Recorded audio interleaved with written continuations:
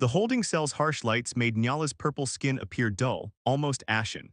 She sat motionless on the bare metal bench, her powerful legs crossed at the ankles, her muscular frame contained in the standard-issue white undergarments that were all they allowed her. The thin material did little to hide the network of scars that ran across her shoulders and down her arms, battle wounds that told stories of violence she wished she could forget. Asset 7R94 is ready for inspection, announced the Vordaxian guard, his voice flat and disinterested. Nyala didn't look up. She'd been through this routine dozens of times since her creation in the Zephyrin military labs. Another faction, another potential owner, another cold evaluation of her capabilities and limitations. At 32 cycles old, she'd been traded 6 times already, each transfer accompanied by a file marked with warnings. Emotionally unstable, unpredictable responses, difficult to control. Her blue eyes remained fixed on the floor as the cell door slid open. She expected the usual clinical questions, demands for demonstrations of strength, perhaps even orders to fight another specimen to prove her worth. What she didn't expect was the gentle clearing of a throat and a voice that carried no trace of authority or fear. Would it be all right if I came in alone? The voice belonged to a human man, speaking to the guard in a tone that suggested a request rather than an order. The guard's hesitation was palpable. Sir, that's against protocol. Asset 7R94 is classified as high risk. The containment garments only suppress a portion of her enhanced abilities. I understand your concern, the human replied, but I believe we'll have a more productive conversation without an audience. I've reviewed her file thoroughly. Nyala's head lifted slightly, curiosity breaking through her practiced indifference. Few had ever referred to a conversation with her as potentially productive. After a moment's deliberation, the guard stepped back. The observation systems will remain active if there's any aggressive movement. Thank you, the human cut in, stepping into the cell as the door sealed behind him. He was tall for a human, though still a few inches shorter than Nyala's 6'7" frame. His skin was a warm brown, his dark hair cropped close to his scalp. He wore a simple gray diplomatic uniform with a silver insignia that marked him as part of the Terran Alliance's Interspecies Relations Division. My name is Marcus Reeves, he said, making no move to approach her. Instead, he leaned against the wall opposite her bench, giving her space. I'm here representing the Terran Alliance. Nyala's voice was low and melodic, despite her attempt to keep it devoid of emotion. I'm aware of the transaction parameters. The Vordaxian High Command is transferring me to Terran custody for tactical deployment in the Outer Rim territories. Marcus's brow furrowed. That's not exactly accurate. There is no transaction. I'm here to discuss a potential collaboration. For the first time, Nyala looked directly at him, her glowing blue eyes narrowing with suspicion. Collaboration implies choice. Assets don't choose. Perhaps on Vordex, Marcus replied, his dark eyes meeting hers without flinching. But in Terran jurisdiction, sentient beings have rights regardless of their origin. A bitter laugh escaped her lips. And what makes you think I qualify as sentient in your people's eyes? My file likely contains 16 pages on my design specifications before it mentions anything resembling personality. To her surprise, Marcus pulled a small tablet from his pocket and tapped the screen. Actually, your psychological evaluation was what interested me most. Particularly, the note about your affinity for pre-galactic unification poetry. Your former handler mentioned finding you with downloaded copies of Tagore and Sappho. Heat rushed to Nyala's face, coloring her light purple skin a deeper shade. Those private moments with stolen literature had been her only refuge, her secret acts of rebellion. That they had been observed and recorded felt like another violation. Literature analysis was part of my tactical training, she said stiffly. Understanding cultural context improves infiltration success rates. Marcus nodded, but the slight curve of his lips suggested he didn't believe her. Of course. Though I find it interesting that an asset designed purely for combat would be drawn to work centered on love and human connection. Nyala stood abruptly, her full height and powerful build suddenly imposing in the small cell. The movement triggered a warning light above the door, but Marcus didn't flinch or back away. What do you want from me? She demanded, her hands curling into fists at her sides. Another perfect weapon, a bodyguard, a demonstration of how many of your enemies I can tear apart before I need to recharge. Her voice cracked slightly on the last words, betraying the emotion she fought to conceal. Marcus remained still, his expression unchanged. What I want, he said quietly, is to talk to you, not Asset 7R94, you Nyala. The sound of her given name, the one she'd chosen for herself years ago but that no one ever used, made her freeze. It had been so long since anyone had addressed her as a person rather than a possession. How do you know that name? She whispered. It was in your file, Marcus answered, listed under self-identification attempts. I thought it was beautiful. For a moment, Nyala couldn't speak. The simple human acknowledgement of her chosen identity had caught her completely off guard. Slowly, she sat back down, her posture less rigid than before. The Terran Alliance is establishing a specialized diplomatic security unit, Marcus continued when she remained silent. We need individuals with unique skills who can navigate complex interspecies situations, not weapons partners. And you think I qualify? Nyala's voice was guarded but curious. Despite my record, the warnings. Marcus pushed away from the wall and took a single step toward her. I think your record is precisely why you qualify. You've seen the worst of how different species treat those they consider other. That perspective is valuable. He paused, then added more softly. And I think those warnings in your file say more about your previous handlers than they do about you. Nyala's gaze dropped to her scarred hands. You don't know me. No, Marcus agreed, I don't, but I'd like to if you're willing. For the first time in years, Nyala felt something unfamiliar fluttering in her chest. A fragile, dangerous thing that felt suspiciously like hope. What happens if I say no? She asked. Marcus's answer was immediate and firm. Then you say no, we find another arrangement that respects your wishes, but you don't go back to being treated as property. The flutter in her chest grew stronger. Nyala lifted her head, meeting his gaze fully. In his eyes, she saw something she'd never encountered before, not fear, not calculation, not the cold assessment she was accustomed to. She saw recognition. I'll consider your offer, she said finally, her voice steady despite the storm of emotions within her. Marcus smiled then, a warm, genuine expression that transformed his serious face. That's all I ask. He moved toward the door then paused. Oh, and Nyala, if you decide to come with me, the first thing we'll do is get you some proper clothes, your choice entirely. As the cell door closed behind him, Nyala remained seated, her mind racing with possibilities she'd never allowed herself to consider. For the first time in her existence, someone had offered her a choice, and with it, the faintest glimmer of freedom. Outside, beyond the reinforced walls of the detention facility, stars shimmered in the night sky of Vordax Prime, distant and cold. But for Nyala, something long dormant had begun to warm, like the first tender shoot breaking through frozen ground after an endless winter. The Terran diplomatic vessel Horizon cut silently through space, its sleek design a stark contrast to the bulky Vordaxian warships Nyala had traveled on before. 3 days had passed since she'd accepted Marcus's offer, and the transition felt surreal. Her quarters aboard the ship were spacious and private, a luxury she'd never experienced. Most surprising was the closet filled with civilian clothing in her size, all chosen to accommodate her tall, muscular frame. Nyala stood before the mirror, studying her reflection with uncertain eyes. She'd selected a simple outfit, fitted black pants and a loose purple tunic that complemented her skin tone. After years in containment garments, the soft fabric felt foreign against her scarred skin. A gentle chime at her door pulled her from her thoughts. Come in, she called, her voice still carrying a hint of wariness. The door slid open to reveal Marcus, dressed in casual attire rather than his diplomatic uniform. I hope I'm not interrupting, he said, remaining at the threshold until she nodded for him to enter. I was just, Nyala gestured vaguely at her clothing, feeling oddly vulnerable. Adjusting. Marcus's eyes softened. It suits you. After a moment he added, we'll be arriving at Terran Station Epsilon in about 4 hours. I thought you might like a tour of the ship before we dock, unless you'd prefer more time alone. The consideration in his voice, the genuine option to refuse, still surprised her. A tour would be acceptable, she replied, trying to mask her curiosity. As they walked the corridors of the Horizon, Nyala was conscious of the crew's reactions. Some averted their eyes, others stared openly.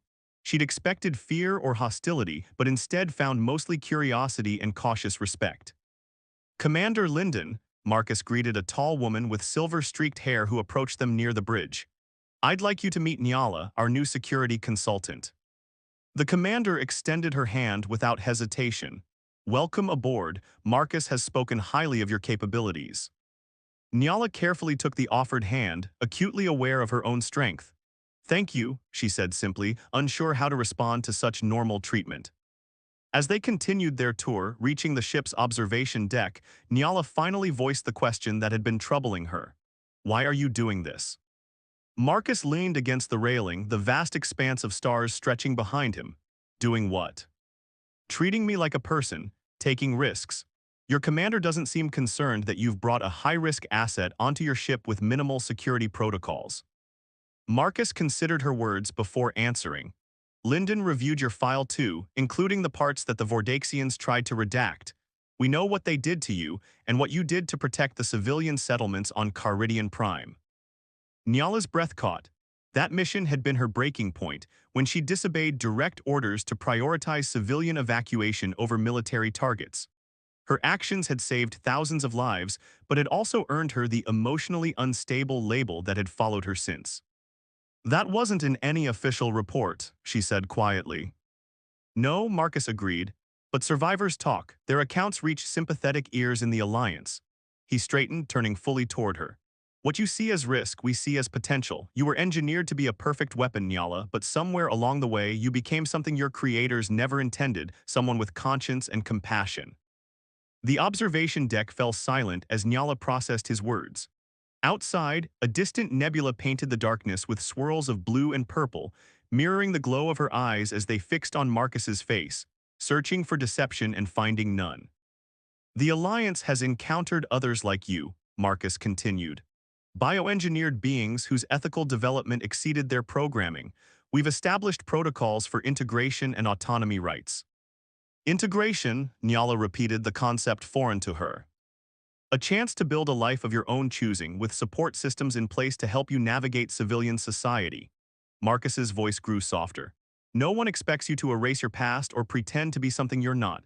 Your experiences have value, Nyala. Your perspective is unique. And your strength, all kinds of it, can be directed toward protection rather than destruction." Before she could respond, the ship's communication system chimed. "Mr. Reeves," came Commander Lyndon's voice, "we've received an urgent transmission from Station Epsilon. Security breach in progress.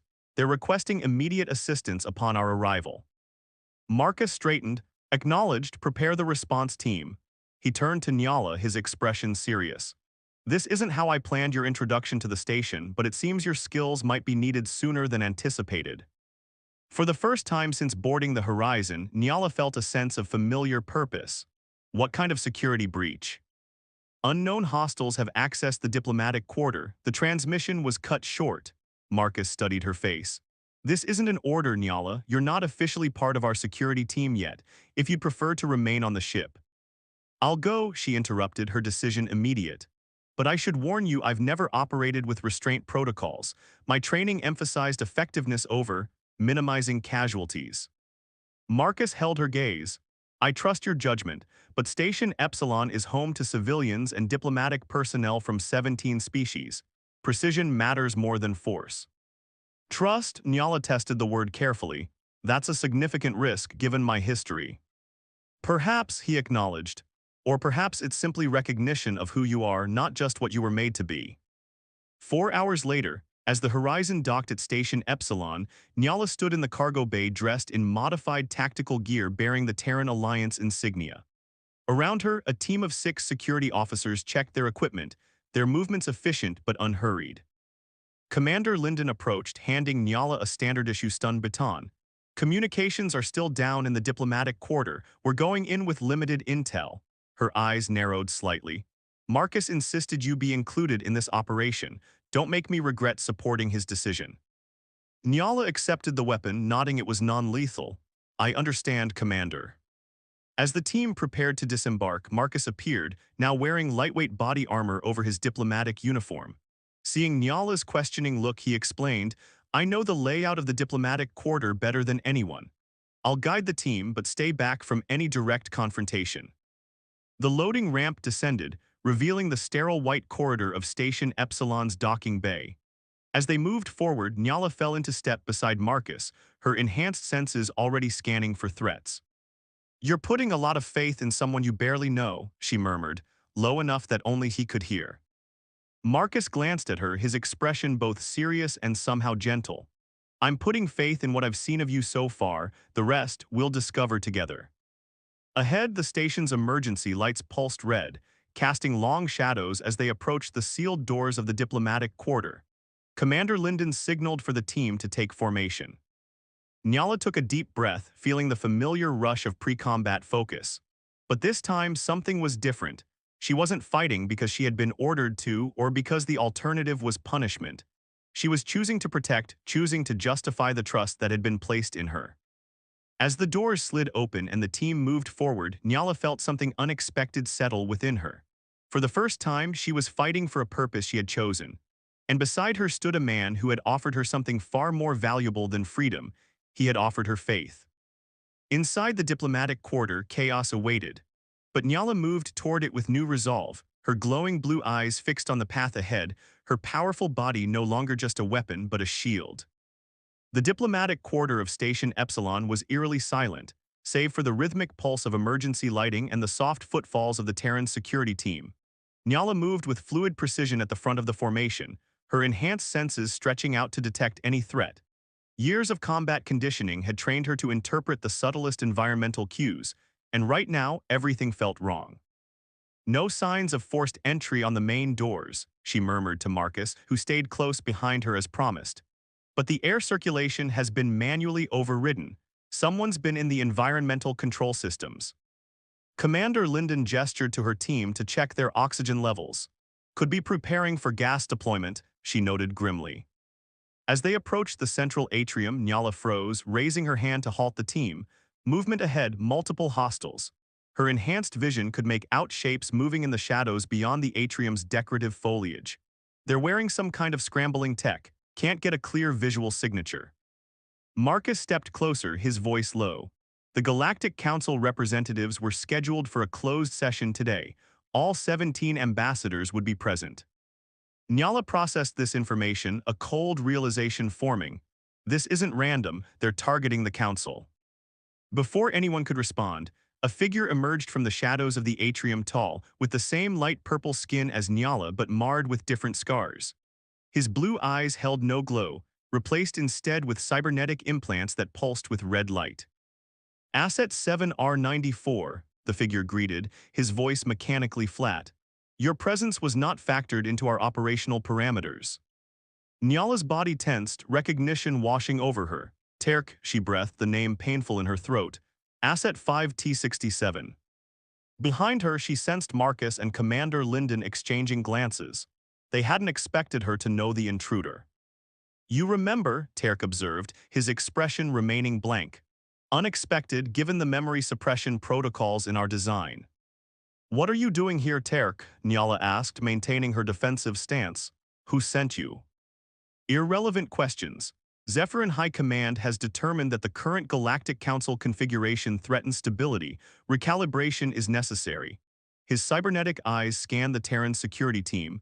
You are operating without handlers 7R94. This indicates critical malfunction. Commander Linden stepped forward, her stun rifle raised. I am Commander Linden of the Terran Alliance. Release the Council members immediately and surrender your weapons. Terk's attention didn't shift from Nyala. You are operating alongside inferior beings as equals. Your programming has been corrupted.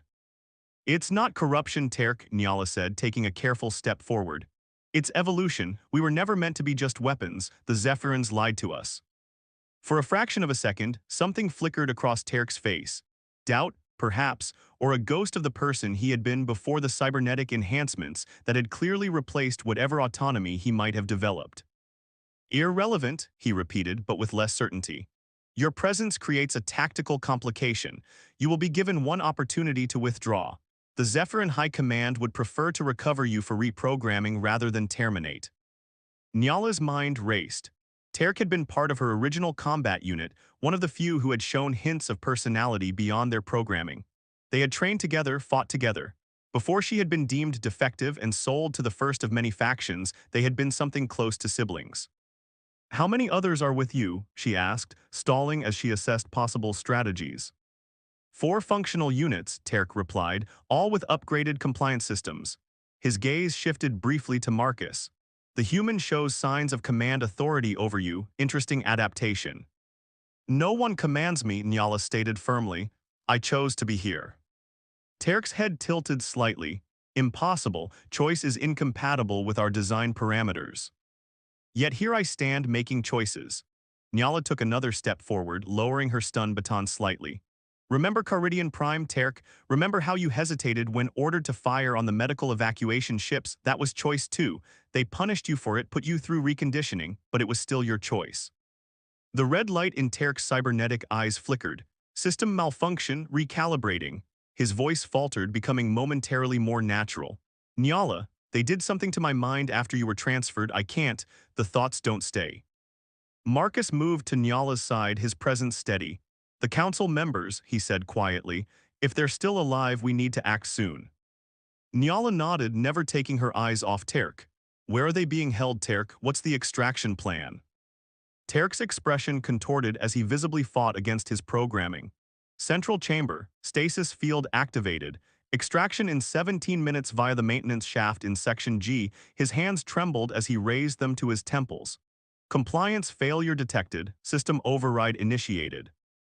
Nyala recognized the signs, the Zephyrin control protocols activating to suppress Tarek's emerging consciousness. She had experienced similar episodes before learning to circumvent them through sheer force of will. Lyndon, she said urgently, take your team to Section G, secure the maintenance shaft. I need a moment with him. The commander hesitated only briefly before signaling her team to move. 5 minutes, Nyala, then we breach the central chamber with or without you. As the security team disappeared down a side corridor, Marcus remained, his hand moving to rest lightly on Nyala's arm. What can I do? Stay back, she warned. If his override fully activates, he'll become lethal. Tarek had fallen to his knees, his entire body shuddering as cybernetic implants along his spine glowed bright red through his tactical suit. System, purging, autonomous thought. Unit 5T67 returning to primary directive. Nyala approached him slowly, setting aside her weapon. Tarek, listen to me, the override isn't you. It's what they put inside you to control you. You can fight it.